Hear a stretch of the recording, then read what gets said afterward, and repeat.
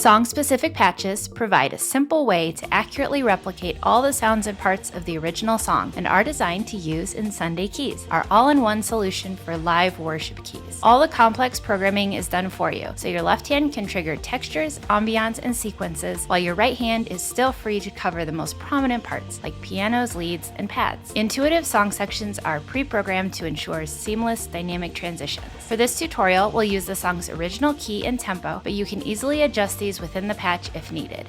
In this video, you'll learn how to play The King is in the Room using the song-specific patch from Sunday Sounds. We'll explore the parts, riffs, and sounds you need to play it live with confidence. Ready? Let's go. This patch has piano, pads, strings, bass, arps, all triggered in the left-hand range, which stretches from here to here.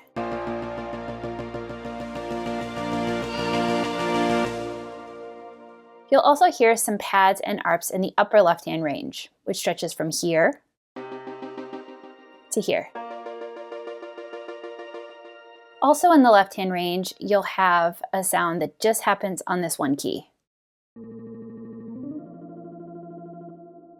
So if you're playing this in a different key other than the original, you'll just want to adjust to make sure that you can find where that's layered in. Your right hand will be playing a piano and a dulcimer lead. So you'll find that that's layered in from this key all the way to this key. So in song section 1, you just hear the piano, as well as song section 2, and then you'll hear the dulcimer in there as well. The song starts with song section 3 for your intro, and then back to song section 1 for your verse, pre-chorus, interlude, and outro. Song section 2 for medium verse and bridge. Song section 3 is also for chorus and turnaround. And then song section 4 is for your big chorus and your interlude.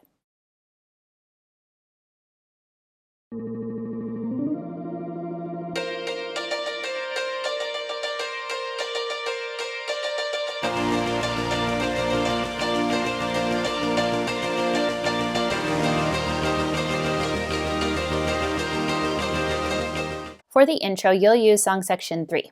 You'll be playing octaves in the left hand and a dulcimer lead in the right hand. And you'll also be using this note to open.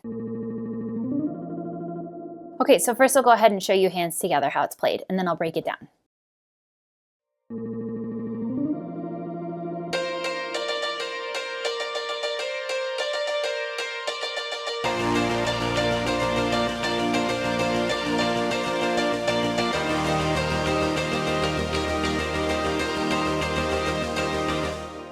Okay, so if you're playing it like the original recording, if you want, you can add in this fun little sound right at the start.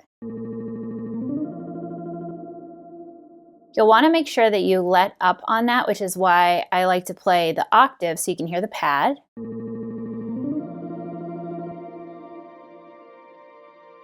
So I can hold that with my thumb and then let up on this little arp pattern after I hear it.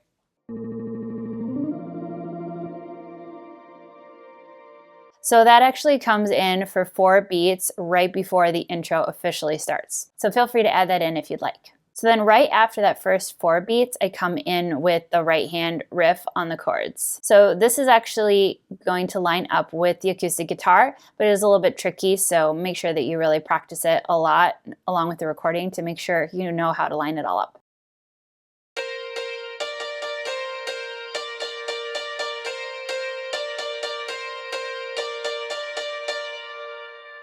Now, you will hear that there is a dulcimer arp going as well.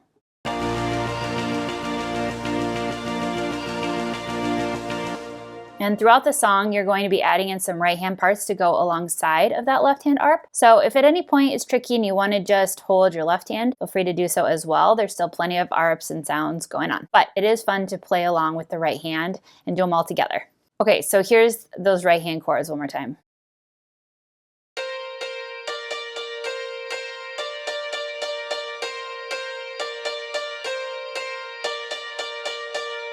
Okay, so then for the second half of the intro, it goes like this.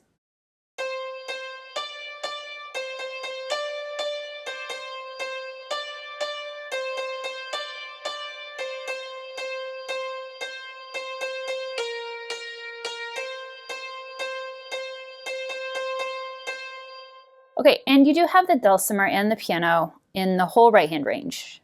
So feel free to add in different notes, play higher notes, however you want to. I'm just going to go ahead and show you how I like to do it. So I'm going to show you the whole thing one more time, hands together.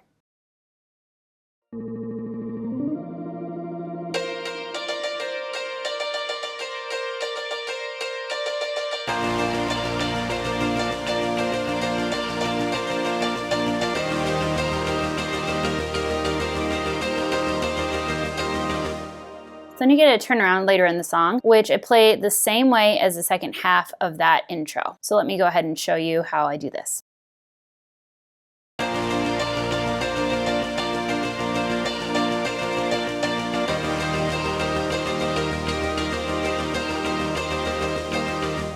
So I play that the same way. Then you'll also have an interlude later in the song. So this is just 2 bars of the one of your key. And for this, I like to come down to song section 1. Just hold the 1 of my key.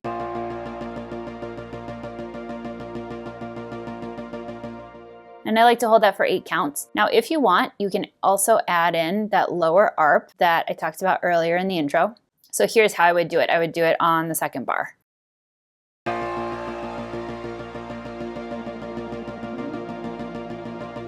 All right, and then there's another interlude at the very end of the song. For this one, I like to use song section 4.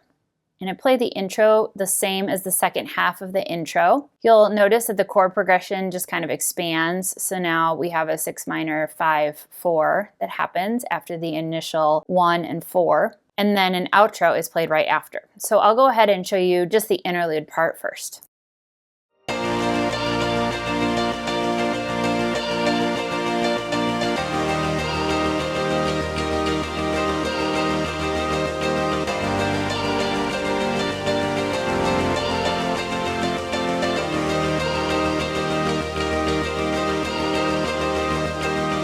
So you probably noticed that I played that first little riff. I played that over the 6 minor and over the 5, as well as the first time for the 1 chord. And then for the 4 chord, both times I played it the same. I will also point out that I do like to choose the strongest fingers that I can to go ahead and play these rhythms, and I try to make it really short and practice having my wrist just really loose and flexible.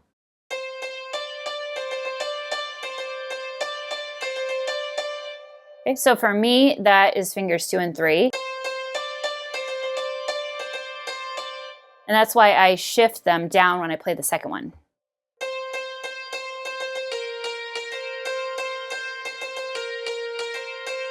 But go ahead and figure out which fingers feel the most comfortable for you to play that, and then just practice that a lot with those same fingers. Okay, one more time, hands together with that big interlude.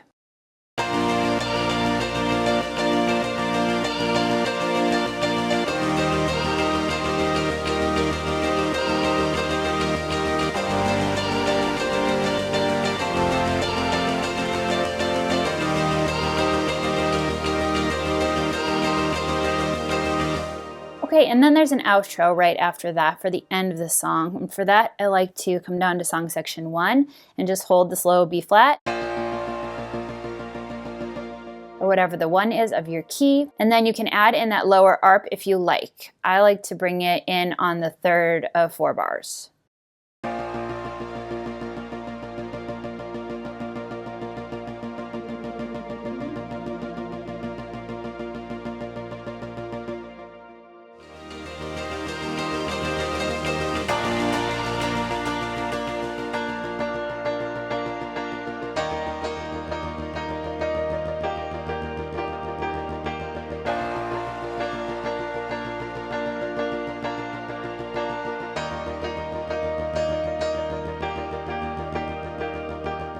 For the verse, you'll use song section 1. I'm playing some low pulsing chords with right hand for the piano, and then holding octave bass notes for left hand. So let me go ahead and show you first how I like to do it.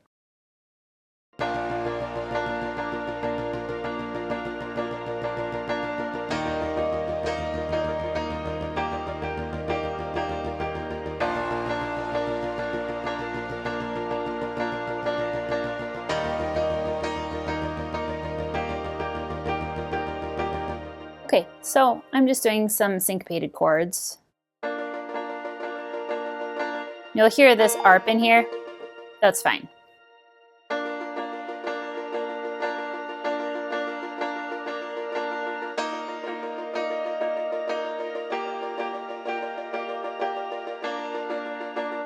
Again, you have piano all the way up, so feel free to play more if you'd like. I like to do just those kind of low simple chords for that first verse. And then you have another verse. For this verse, I like to start with song section 1. This time I'm just holding chords. And then as it moves through the verse, then I like to increase that to song section 2. So I'll go ahead and show you this second verse.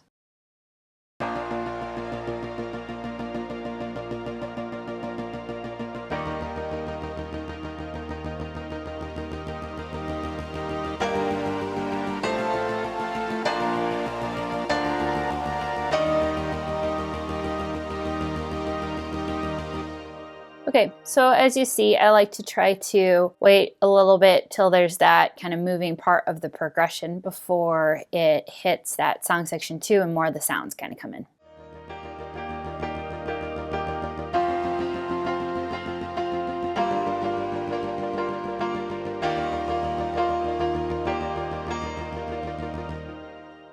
For the pre-chorus, you'll use song section 1. For this, I like to just pulse some low piano chords like I did in the verse. So here's how I like to do this pre-chorus.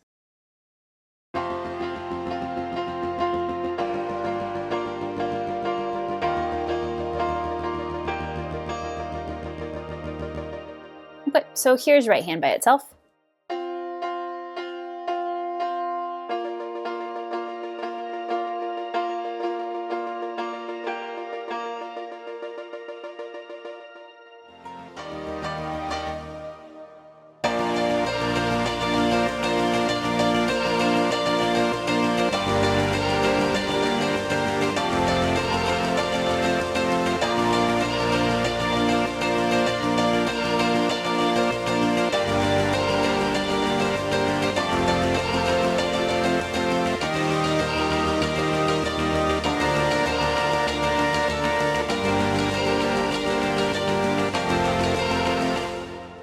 For the chorus, you'll use song section 3. You'll be playing octaves in the left hand, and right hand will be playing a dulcimer lead in the piano. It kind of locks in with the ARP. I mentioned this in an earlier part of the tutorial, but you'll also hear a dulcimer ARP going.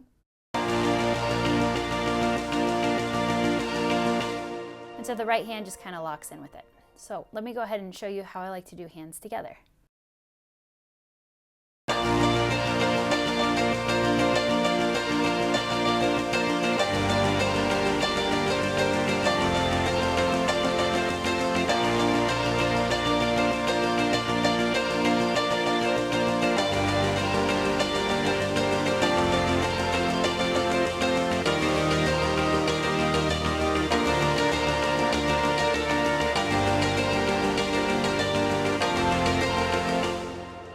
So I mentioned this in an earlier part of the tutorial, but it is kind of quick that you're moving your right hand fingers. So make sure that you find which fingers are going to make the most sense for you and be the strongest. So I like to do it like this.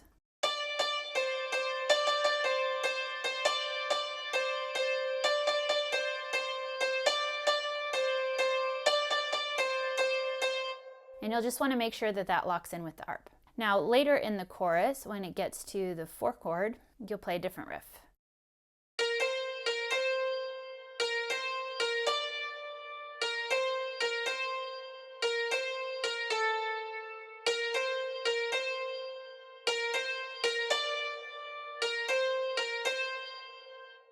Okay, one more time, hands together.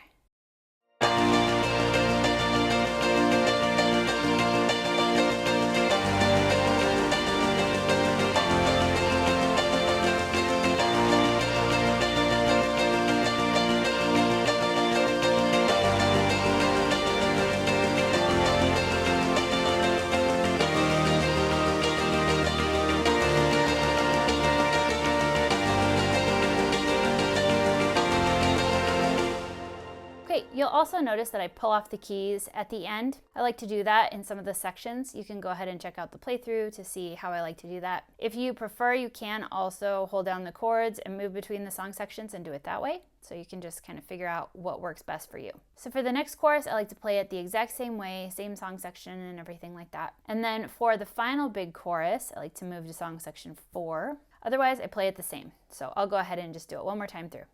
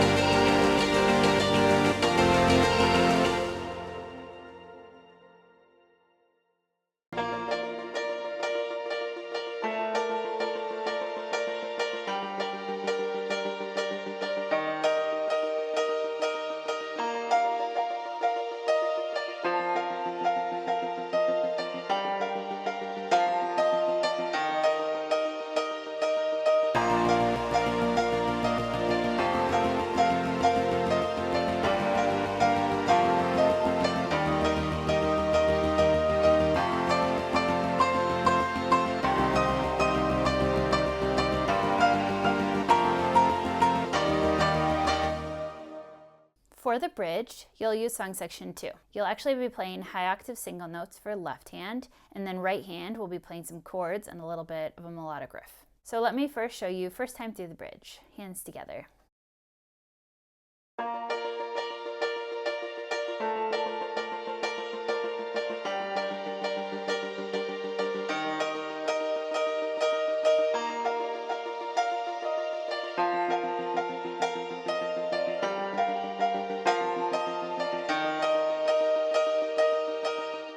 Okay, so for the first half of this bridge, playing the same chord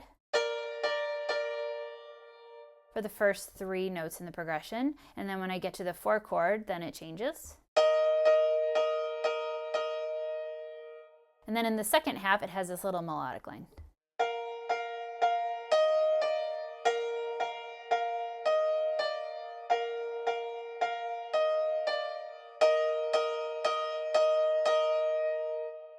Okay, and then it moves into the second half of the bridge, and so now you're going to play octaves instead of those single notes, and it'll build. So let me show you how hands together for this sounds like.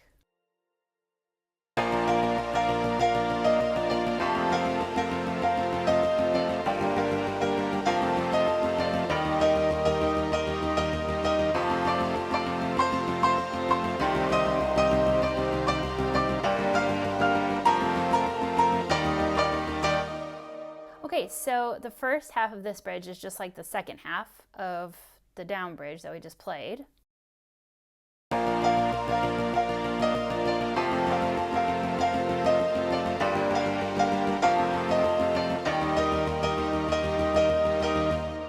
You've just got more sounds coming in, playing the octaves in left hand. And then for the second half, you will play some octaves. So let me show you that right hand part.